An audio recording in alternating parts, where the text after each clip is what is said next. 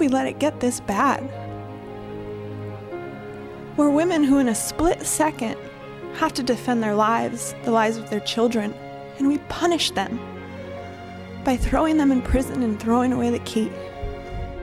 After being terrorized in their own homes by their abusers, these women are now being re-victimized by the criminal justice system that was for all intent and purposes blind to most important facts about their cases. These women would likely have been convicted of lesser crimes or not have been convicted at all had expert testimony on intimate partner battering been admitted during their original trial proceedings.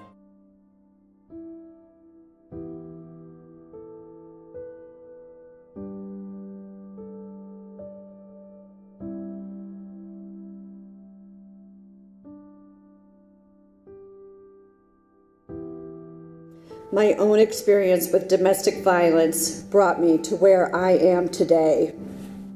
Like many of you, I had no idea there was a double injustice in our criminal justice system until I met these women in prison. Tina Talbot told a horrifying story of abuse and says she shot him to protect herself and her special needs son. It was absolutely awful. She would come over here and she'd have her black eyes and you could see handprints on her arms from when he had grabbed her. This past February, Tina pled guilty. Her lawyer says it was her only option to avoid a longer sentence.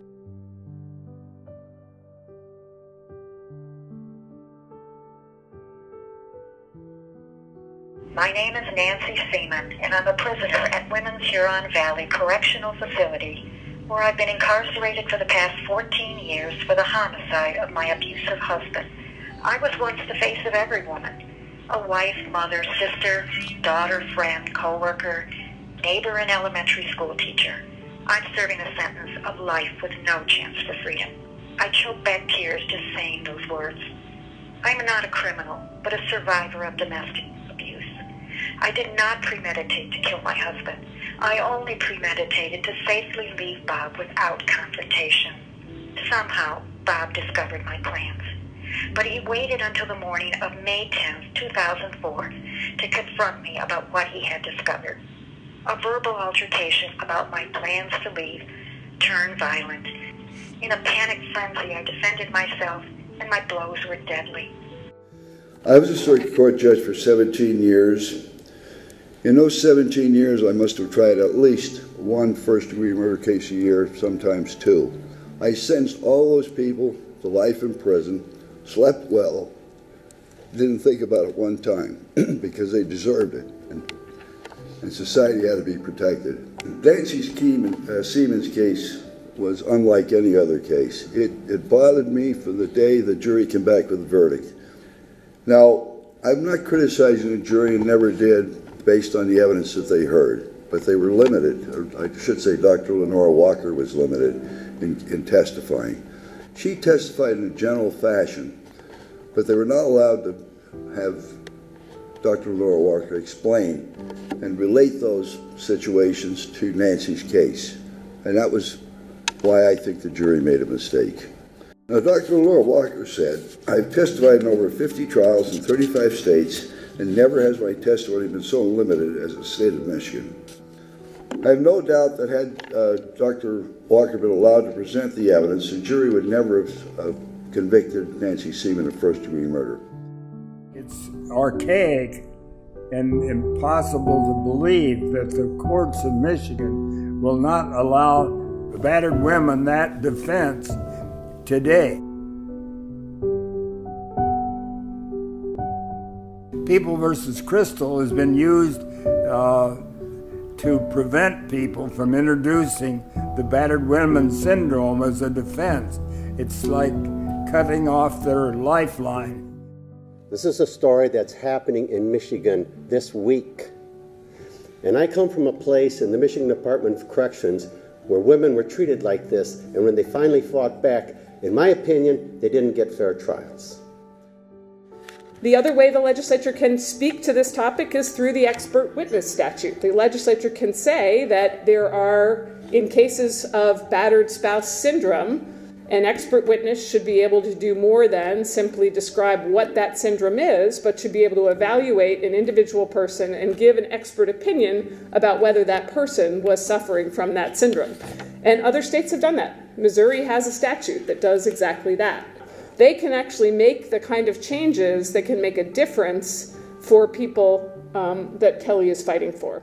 And it was an opinion that set out the standard for how expert witnesses can testify in cases where someone claims to be a victim of battered spouse syndrome. And I think it's more commonly called battered spouse syndrome now in most states.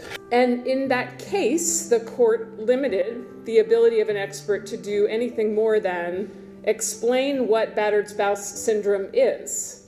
The court said that the expert, if there is such an expert, can't then connect that testimony to the particular person in the case. The expert witness cannot say, this particular person is suffering from battered spouse syndrome or acted because of battered spouse syndrome, or explain any of the individual facts in the case as a result of that syndrome. So the expert testimony is permitted sort of at 10,000 feet and not connected to the individuals in the case.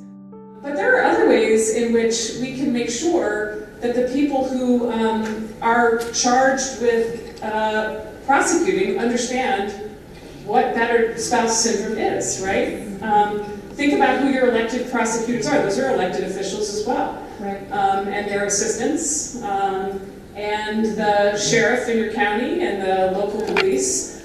These are all folks who it makes a big difference if they understand at the front end what battered spouse syndrome is, because they actually have an awful lot of power at the start when they decide what to charge someone with or whether to charge someone, right? So who the people are who are sitting in our prosecutors' offices and in our sheriff's departments and in our local police departments and frankly on our benches, making sure those people are educated in and understand what this syndrome is about can make an awful lot of difference in many individual cases.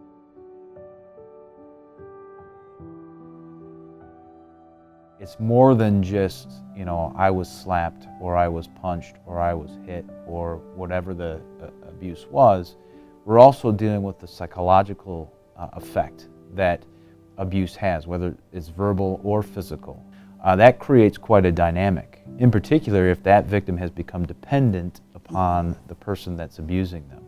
And so oftentimes what we were seeing is that victims were coming to court or coming in and saying, A, they wanted to drop the charges, or they were completely recanting their story about what had happened to them. The only way that we can help them and help the person that's abusing them is for them to tell the truth. We sat down with Every Woman's Place and developed a strategy on how we were going to handle those cases where the victims were still going to maintain their recantation story. My philosophy was that we were going to continue with those prosecutions, but we needed a piece during that trial to help educate jurors on why a person who got punched in the face several times and was black and blue all over, why they would come to court under oath and say either A, that didn't happen, what I told the police is a lie, or I fell down the stairs, or whatever the case is. And so Every Woman's Place was an active part in working with us, and because they have the folks that can tell the jury, explain to the jury the dynamics of that kind of syndrome, that abuse cycle that folks go through, and why they do those things. When from the outside looking in, you can't understand why somebody would actually do that.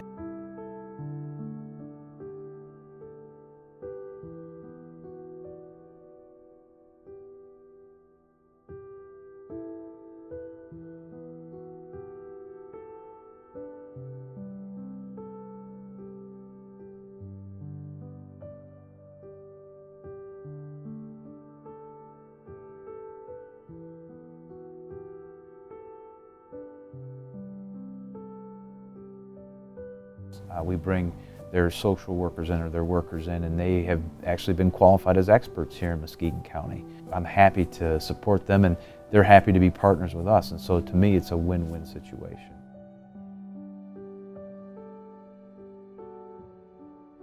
I think it has a lot to do with power. Unfortunately, and I don't know the statistics, but I know they're out there, that men who grow up in that environment, who see that growing up, are more likely to become abusers themselves. I have seen women who have separated themselves, and it took a lot of discipline and a lot of willpower and a lot of strength and courage to do it, but I have seen women separate themselves from their abuser, and the relief on their face, you could just tell that a weight has been lifted from them. It really is, it makes you feel good about what you're doing. I am Fiona Mom. I'm the chair of the Domestic Violence Select Committee, and I've been the chair for the last 5 years. But there are still about 50 women still in jail today that were convicted prior to 1992 that don't have an opportunity to have their cases heard because either there was no paperwork, they didn't file a restraining order, they didn't go to the hospital. These women acted out of distress, out of self-defense, and imminent danger. When we as citizens look at these stories, we say, that can't be, because we would never let that happen. We would never let that happen, right? So these women must be lying, there must be something wrong. And I tell you what, these women are amazing, incredible human beings. I was 20 years old when I was arrested. I was 47 ultimately when I got out. That was over half of my life. But there are cracks. And it's the women that fall through those cracks that we're talking about today. I had a chance. Let's give them a chance.